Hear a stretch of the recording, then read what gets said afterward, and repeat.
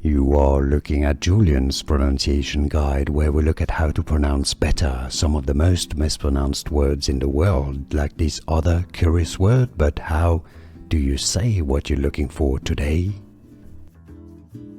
We are looking at how to pronounce this word, and we'll be looking at how to say more vocabulary from Portugal as well. So if that's what you're after, stay tuned. Portuguese. Okay, so pour or pour in American English. Chew, yeah, it's not a T sound, not Portuguese, Portuguese. Portuguese with a stress on the first syllable. And now you know. Here are more videos on how to pronounce more confusing words and names too many mispronounced. Like this video if you found it useful. I appreciate your support. I'll see you soon and thanks for watching.